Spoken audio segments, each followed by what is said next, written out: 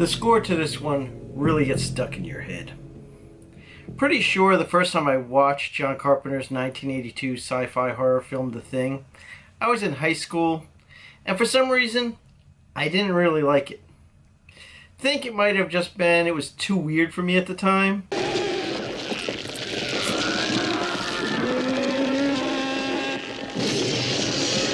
Or maybe just a little too similar to another film that I already loved, Alien.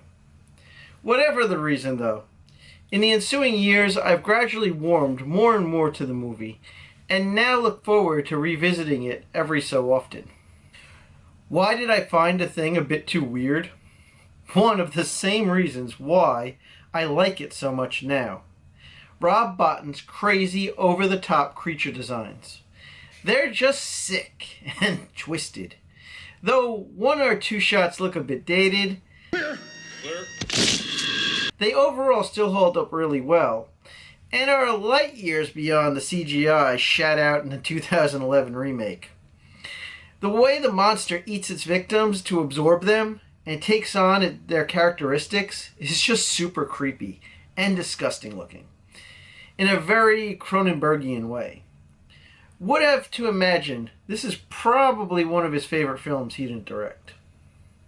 I mentioned the score at the start of this review, and think it's one of John Carpenter's best, adding a very foreboding, ominous build-up to this monster in a bunker tale, which ramps up the film as it approaches its explosive conclusion.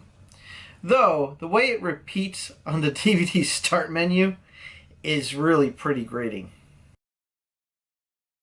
The cast in this movie are all great, though really a bit forgettable too. Like a lot of the Doctor Who monster in a bunker stories, there are just way too many characters. I think about a dozen here. And there isn't much time to flesh out any of their personalities. There's the dog guy, there's Parker, the second Doctor, this radio operator, the army colonel, etc.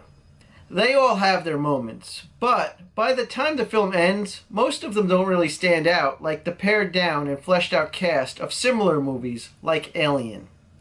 The two standouts, of course, are Kurt Russell's stoic McReady, with what has to be cinema's stupidest looking hat, and the bunker's first Doctor, did they really need to, played by Wilford Brimley, who, in the beginning, seems to be the only person ready to do what needs to be done.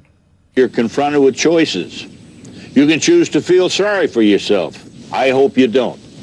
Throughout this movie, there are many tense moments as the creature takes on various forms. Unlike Alien, it goes right for some people's soft spot and even messes with animals. I'm sure for those dog scenes alone, some people can't handle The Thing.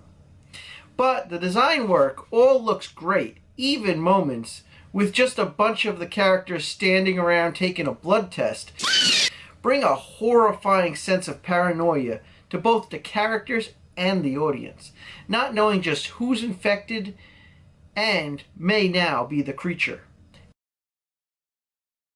And in its remote, snowed-in setting of Antarctica, there's nowhere to run from it either, or even an airlock to jettison the bastard out of.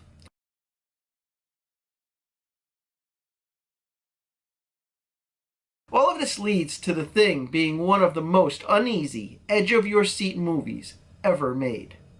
The plot, of course, is pretty standard, with the scientists bringing the unknown creature into the base before it picks them off one by one. But as always, everything is in its execution, and John Carpenter fires on all cylinders here, right up to the dreary finale in which McReady and Keith David are the sole survivors in the middle of nowhere and still unable to trust one another because of the creature's ability to mimic anyone it's absorbed. Well, what do we do? Why don't we just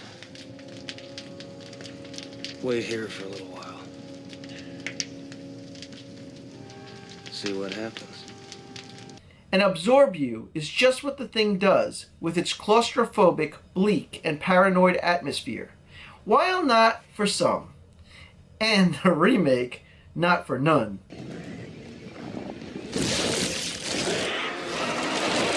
The Thing is definitely a movie that should be given a chance if sci-fi horror is your thing. Though, you might want to give it a skip if you're a dog lover or just a member of PETA.